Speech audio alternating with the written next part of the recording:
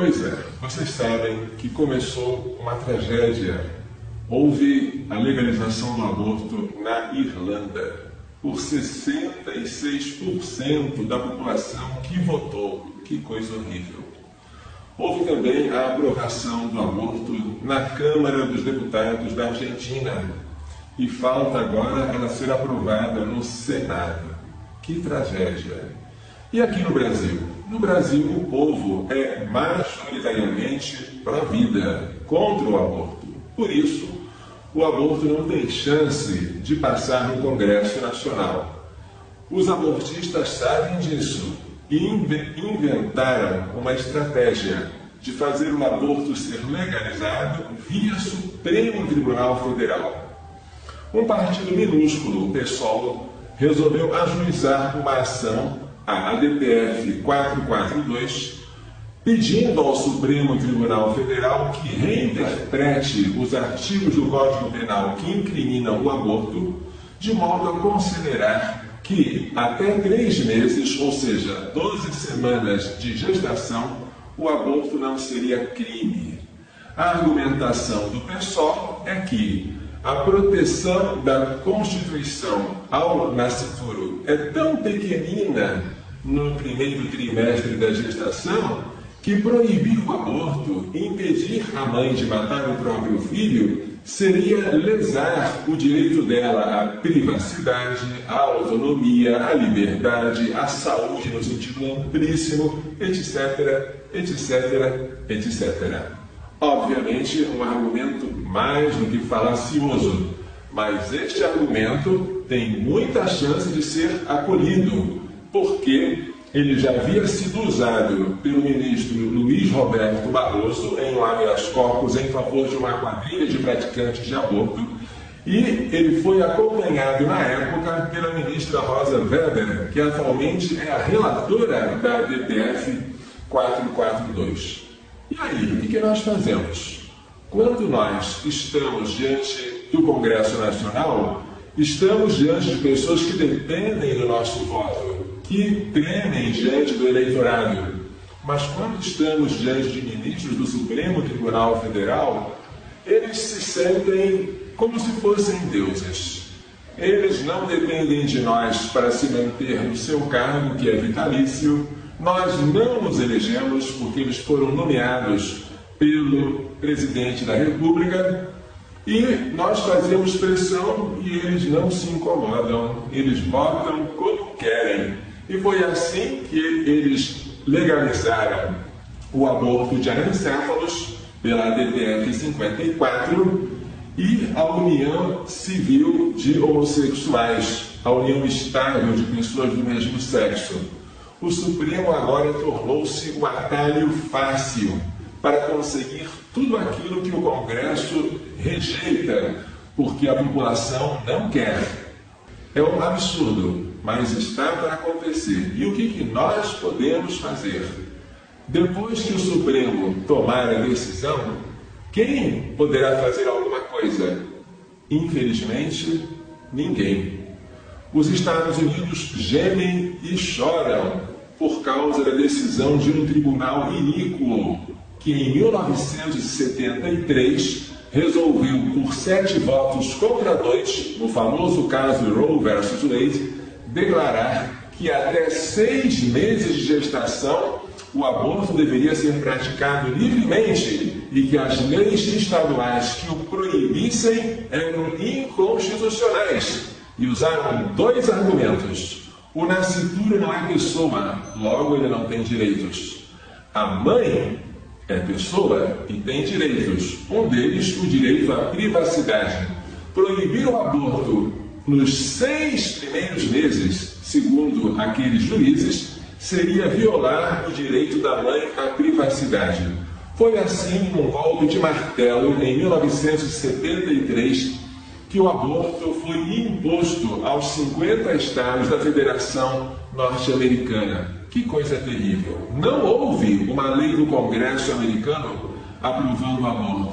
Foi uma decisão judicial que se mostrou fraudulenta em todos os aspectos, porque a demandante, Jane Roe, cujo nome verdadeiro é Norma McCorvey, depois reconheceu que ela havia mentido ao dizer que tinha sido estuprada. Não houve estupro, mas as advogadas aconselharam-na a mentir para aumentar as chances de ganhar a causa. E assim ela fez. Arrependeu-se, converteu-se à vida, foi batizada, tornou-se cristã e passou o resto de sua vida tentando reverter a decisão Roe versus Wade, mas morreu sem conseguir. Será que isso está para acontecer no Brasil também? Será que nos próximos meses o Supremo Tribunal Federal vai impor a nós, brasileiros, a liberalização do mais covarde de todos os assassinatos? Daquilo que São João Paulo II chamou de crime abominável, vergonha para a humanidade, daquilo que Santa Teresa de Calcutá dizia que é o maior inimigo da paz, ou seja, o aborto. Nós não podemos ficar parados. Não temos esse direito. Mas, padre, o que fazer? O que fazer? Quando tudo parece perdido, é então que a força de Deus se manifesta. É a hora privilegiada de nós recorrermos à oração. Foi o que fizeram os discípulos quando estavam esperando a vinda do Espírito Santo. O que nos diz a Escritura nos Atos dos Apóstolos, capítulo 1, versículo 14? Todos os discípulos, perseveravam na oração em comum, junto com algumas mulheres, entre elas Maria, mãe de Jesus. Como é que os discípulos ficaram? Eles ficaram em oração. Uma oração perseverante, não uma oração de vez em quando, dia sim, dia não. Perseverante. Uma oração em comum. Não era cada qual no seu canto rezando. Eles rezavam comunitariamente. Eles rezavam com quem? Com Maria, a mãe de Jesus. Oração comunitária, perseverante e com Maria é a reza do terço, todos os dias, que nós agora somos convidados a fazer para livrar o Brasil da maldição do aborto. E como é que nós podemos fazer isso de maneira prática? Façam o que nós, do Provida de Anápolis, já estamos fazendo. Escolha uma hora do dia. A melhor hora é 3 da tarde, a hora da misericórdia. Escolham uma hora do dia e façam adoração eucarística. Onde eu vou fazer a adoração eucarística? Em qualquer lugar onde haja um sacrário. Aqui na sede do Provida de Anápolis, no nosso oratório São José, às 3 horas nós abrimos o sacrário e expomos o Santíssimo Sacramento. E começamos a adoração recitando o terço da misericórdia. Por que o terço da misericórdia?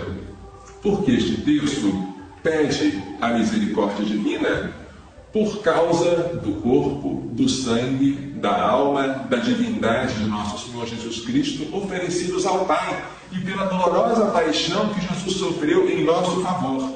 Foi às 3 horas que Jesus morreu, que a água e o sangue jorraram do seu coração como fonte de misericórdia para nós.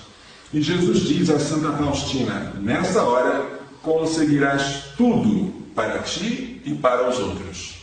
Por isso, nós começamos rezando o terço da misericórdia, que, aliás, é muito pequeno, muito rápido. Terminando o terço da misericórdia, nós prosseguimos com o terço mariano, o terço comum das 50 Ave-Marias. Um terço da misericórdia mais um terço mariano dá aproximadamente 30 minutos. E com 30 minutos, o que nós obtemos? Para quem não sabe, 30 minutos de adoração eucarística nos dá uma indulgência plenária, ou seja, o perdão das penas temporais devidas pelos nossos pecados, já perdoados por a culpa, de maneira completa. De modo que se você morresse após ganhar a indulgência plenária, você não teria penas temporais para expiar o purgatório?